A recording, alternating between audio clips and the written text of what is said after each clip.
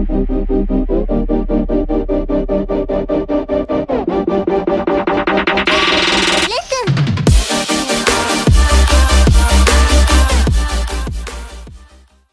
up guys, welcome back to another video. So today I'm going to be talking about week 4.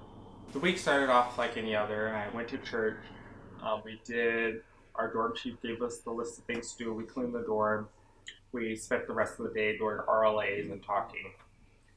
Sundays, like I said, and all my other videos are going to be so nice. It's kind of like a recharge day. It kind of helps you regroup for the next week that you're going to be doing. So, Monday of week 4, we went to Seabird. C-B-R-N, Seabird, which is the gas chamber.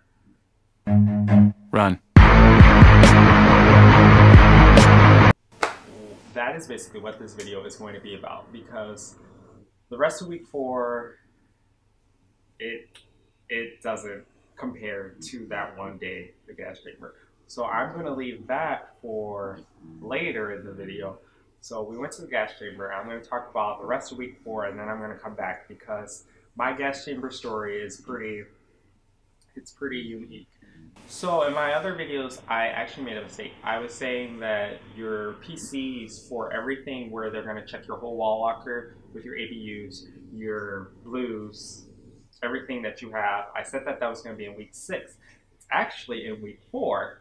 So that was kind of a major event in the week, actually, because if you failed that, actually 3 times. The first time you do it, you fail, and then the second time you have to do it within 24 hours. And if you fail it again, the third time you do it with the instructor supervisor, which is above your MTI basically. And obviously if you fail that one, then you get recycled. So they don't want you to, they set you up for success. They don't want you to fail. There's not their intent to get you recycled. But if you're not putting in effort, there's nothing really that they can do about that. But they give you 3 chances to pass it, which I think is fair.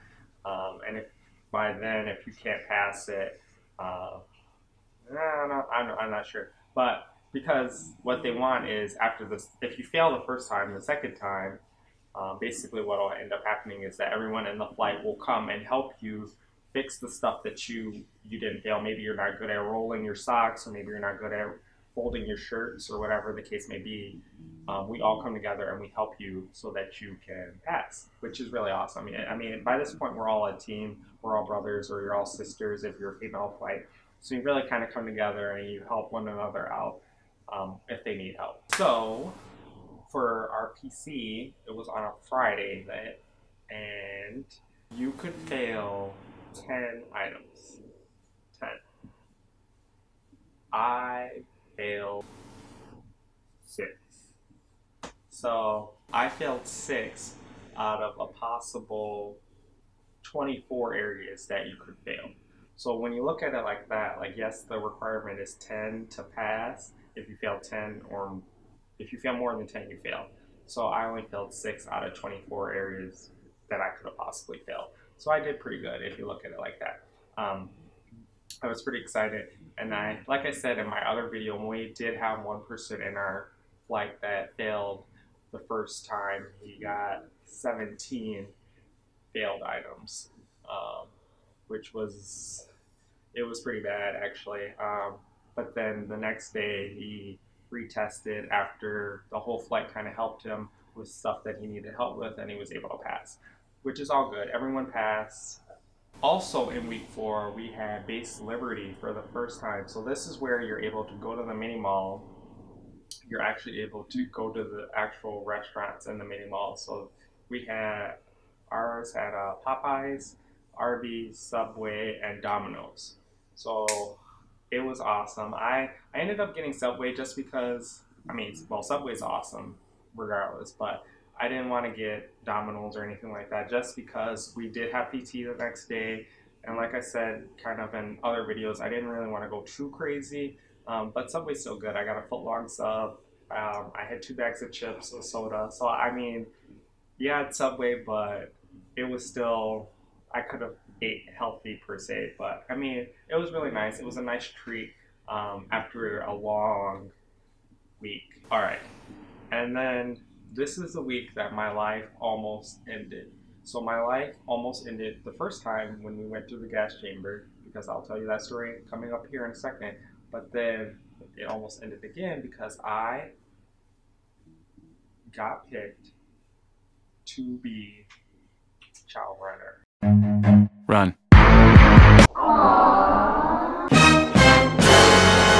What? Listen, I got picked to be chow runner. What?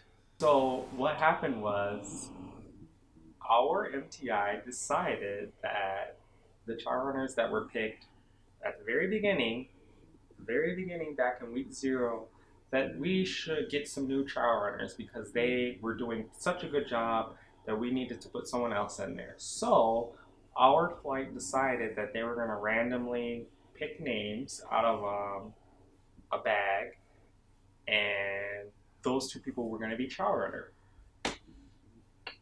I got picked. I got picked.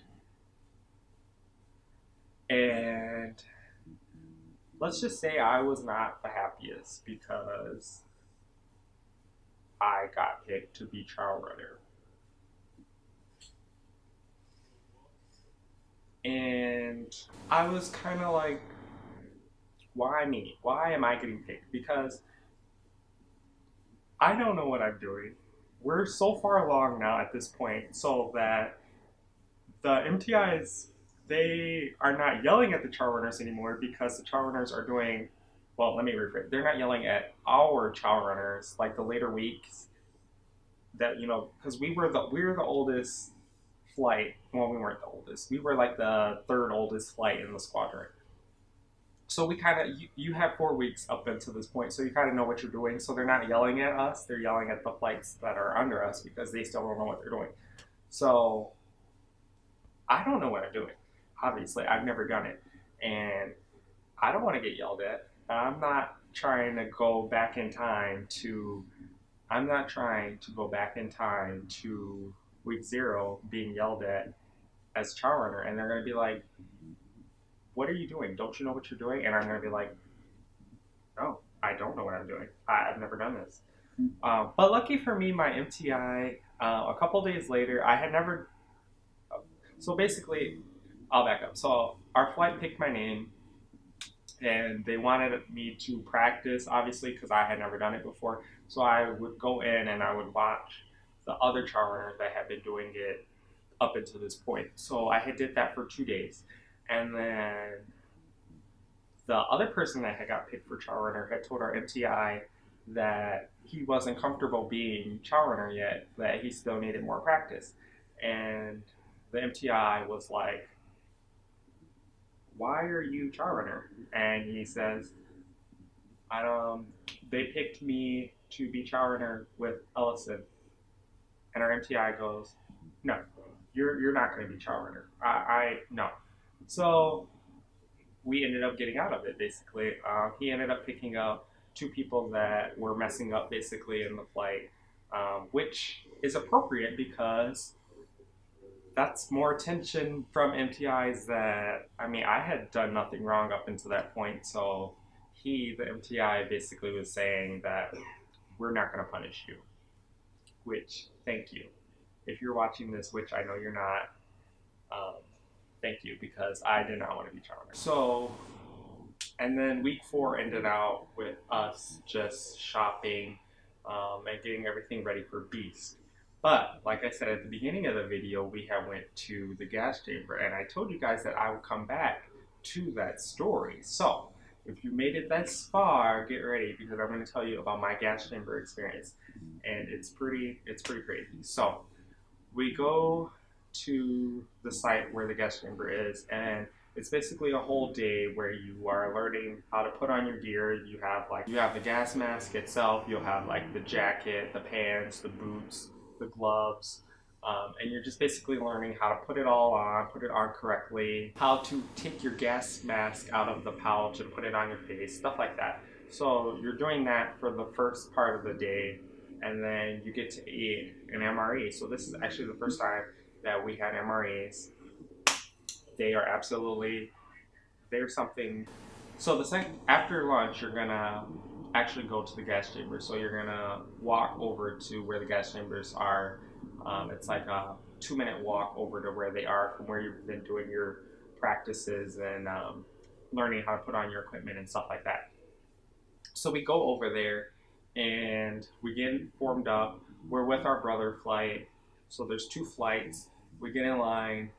They have us go over to where the gas chambers are. We sit on these bleachers, and then they have 2 groups. There's 2 chambers, so they have one group and then the other group. Um, they go in, and then they call for more people to come down to get in line to go in for the next group. And I was in that group. So they have you get in the line, and then you're going to put the mask on, and they're going to make sure that it's sealed, that you have it sealed around your face and everything, that there's not going to be any leaks or anything like that. And then you put your gloves on. They do that, and now we're waiting and waiting and waiting. And then they finally open the door and they tell us to come in. So we walk in, everyone gets in, there's maybe 30 of us in this room, and then there's a little pot thing where they are going to put the cube that's going to release all the gas in. I don't know how to explain it, but it's like in the center of the room, and then we're all along it, if that makes sense. I'll try to find a picture, but so we're along the wall, and I was second to the door, which actually works out good because you'll find out in a second. So they tell us to do jumping jacks. So we did 10 jumping jacks, and then they're gonna have you slowly flick on the straps down at the mask to take them off. They want you to flick them, and then you're gonna do that, and then you're gonna wait a second, and then you're gonna take off the mask and put it to your chest, which I had seen videos about this, so I knew kind of like, and plus they go over it too that day, but I had seen videos about the flicking of this, because if you actually flick it too hard, the whole mask will come off, and that's just a bad day for you. So I flicked it, and nothing happened. So I should actually back up. When I first walked into the gas chamber, I felt like burning, a little burning around like my neck area, which, I mean, it was on a scale from 1 to 10, it was maybe like a 3 or 4. So I thought, me being naive, thought that that's what it was going to feel like when I took my mask off. So I was like, oh, this isn't really that bad. This is good. No, it's not. It's not. That is not what you're gonna feel. I flick up the mask, we take it off, and immediately I died. Okay, I'm being a little dramatic. Okay, obviously I didn't die. But what made it so bad was, I think that I was thinking that it wasn't going to be as bad. I'm thinking it's going to be like a 3 or a 3 or 4 out of a 10 as far as like on the scale, but I take it off and it's immediately, my face was on fire. My face was on fire, like my lungs, like deep inside, like your chest, like all your chest, and just was on fire. It was burning so bad, and you could taste, it was burning. And then my eyes were like, we had to then say our reporting statement, which is serve, or if it's a female, ma'am, trainee, your last name, reports as ordered. So my reporting statement is, and we had a male in the room with us, so my reporting statement was serve, trainee Ellison, reports as ordered. I said it, and then so we're standing there, and I don't know, like my mind, I'm just like, I don't even know what happened. I just was like, I want to get out of this room. I want to get out. So I'm like jumping. I was like jogging in place because I was thinking like maybe that'll help me take my mind. I don't know. So I look like a complete fool just jumping around in the chamber waiting to get out. And then the guy comes up to our instructor who's in the chamber with us, comes over to a guy that's maybe 3 or 4 people away from me and yells at him. He's like, "What are you doing?" He's yelling at this guy because he's just sitting there like this. He's not breathing. So he has his mask off, he's not breathing. Everyone else is coughing, and so it's really easy to tell if you're holding your breath because everyone else around you is coughing and dying and you're sitting there like. So that is a giveaway, you know. So he comes up to him, he yells at him, he tells him to speak, he tells him to give him his reporting statement, and he's coughing and he finally gives it. Which they tell you not to hold your breath anyway because if you're breathing that in and then you're holding it in there, that's gonna irritate your lungs, obviously, because like you have it sitting in your lungs and you're just sitting there and you're not breathing. So he finally gives his reporting statement. We're able to get out, and then they have you walk with your arms like a T, and you can't touch your face, and you're just walking.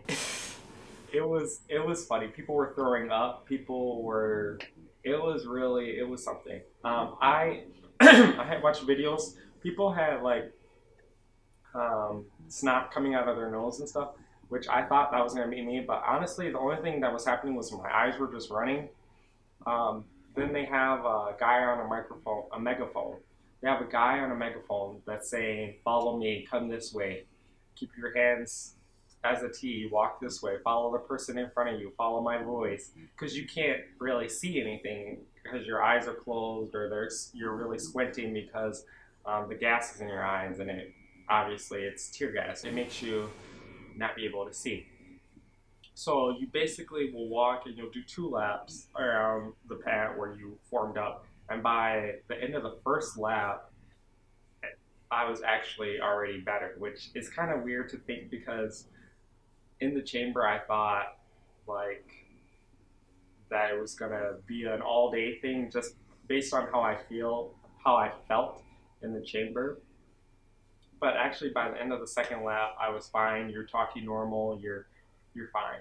Um, so yeah, that was my gas chamber experience, and it's funny because people on our flight said that they would do that again, um, that they would do it again over anything else that we did. They would rather do that again over Beast, which I'll get to in my next video about Beast, and I would not do that again. I mean, like, I would, but I wouldn't. Like, I wouldn't do it for fun. It wasn't something that was fun that I enjoyed. But it also wasn't like death, obviously. But I don't know. It's kind of each person had a different experience. I would say 95% of our flight did not enjoy it, but 5% said that it was okay. So I don't know. But that is week 4. So you go through the gas chamber and you almost die. Just kidding, you don't die. But you go through the gas chamber and you're basically getting ready for Beast. You have classes about what to do, and you are preparing, you're practicing different things. My first aid monitor job comes into play because I'm learning how to do the different procedures that we're going to use at Beast, which I will talk about in my next video. So in the next video, we'll be on week 5, which is Beast week, which is kind of everyone's favorite week. And I will talk about my experience and how we absolutely loved Beast week. And I'm not being sarcastic when I say that at all. Or am I? I don't know. You'll have to find out in the next video. I'll see you guys there.